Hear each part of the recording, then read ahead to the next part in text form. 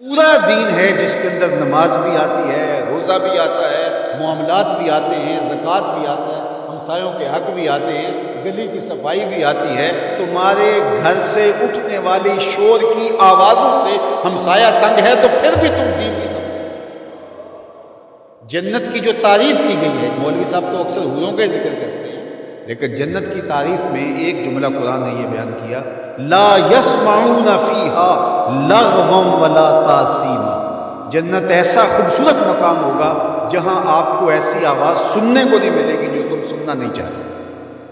یہ ہے جنت، جو تمہاری طبیعت پہ شاق ہو، تمہارے کانوں پہ بوجھ ہو، تمہاری سماعتوں کے اوپر گراں گزرے، تو جنت میں تمہیں وہ بھی سننے کے لیے۔ تو میں اپنے مبلغین سے، خطباء سے کہتا ہوں کہ فل ساؤنڈ کیا ہوا ہو اور ایکو بھی اس کی فل کی ہوئی اور چھوٹا سا کمرہ ہو اور آپ آگے منہ رکھ کے زور زور سے بول رہے ہیں اور لوگوں کے دل ڈول رہے ہیں اور آپ سمجھتے ہیں یہ تبلیغ کر رہے ہیں۔ یہ تبلیغ نہیں، یہ بدتمیزی کر رہے ہیں۔ اللہ نے قرآن میں بولنے کا بھی سلیقہ سکھایا، کہا کہ تمہاری آواز بہت بلند نہیں ہونی چاہیے، بدترین آواز فرمایا گدھے کی آواز ہے، وہ چیختا ہے، چلاتا ہے۔ کبھی ضرورت کے تحت آپ بلند بولے تو وہ امر آخر ہے۔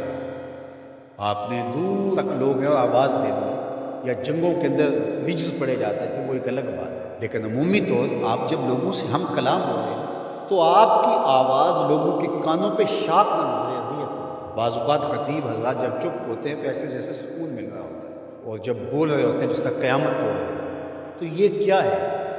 جنت کی یہ تعریف ہے، لا یسمعون فیہا لغو، اس میں لغو بات سننے کو نہیں ملے گی۔ تو یار پوری زندگی کو، پوری دنیا کو جنت نہیں بنا سکتے، مسجد کوئی بنا دے جو ہے ہی جنت کا ٹکڑا ہے، ریاض الجنہ اس کو کہا گیا۔ تو دین ایک مکمل اور پورے پیکج کا نام ہے۔ تو ہم نے کسی نے ایک پہلو کو لے لیا، کسی نے دوسرے پہلو کو لے لیا، کسی نے لباس کو دین سمجھ لیا اور کسی نے جو ہے وہ کسی اور چیز کو، کوئی حقوق العباد پہ رک گیا اور اس نے حقوق اللہ کی نفی کر دی۔ یہ بات ذہن میں رکھیے، حقوق اللہ حقوق العباد سے فائق ہے۔ یہ عمومی طور پہ کہا جاتا ہے حقوق اللہ کی خیر ہے، حقوق العباد کا خیر ہے۔ تو یہ بات ذہن میں رکھیے کہ جو حقوق اللہ ہیں وہ فائق ہیں حقوق العباد سے۔ بندے کے حق اللہ کے حق کے برابر کیسے ہو سکتے ہیں؟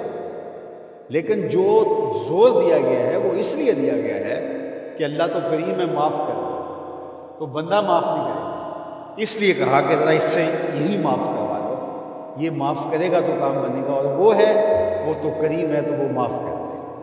تو اس کا یہ مطلب نہیں نکلتا کہ اس کے حق کو کمزور ہے، اس کے حق بندے سے فائق ہے، اوپر ہے۔ تو اس لیے یہ بات ذہن میں رکھیے کہ دین ایک مکمل، کامل، اکمل اور پورا پیکج ہے جس کے اندر سارے پہلو پائے جاتے ہیں، اور ہم ایک پہلو کو بعض اوقات لے لیتے ہیں اور ایک پہلو کو نظر انداز کر دیتے ہیں۔ اسی طرح دین کا کام کرنے والے بھی، ایک تنظیم ایک پہلو کو اجاگر کر رہی ہے، دوسرے کو چھوڑ رہی ہے، دوسری ایک کو اجاگر کر رہی ہے، دوسرے کو چھوڑ رہی ہے۔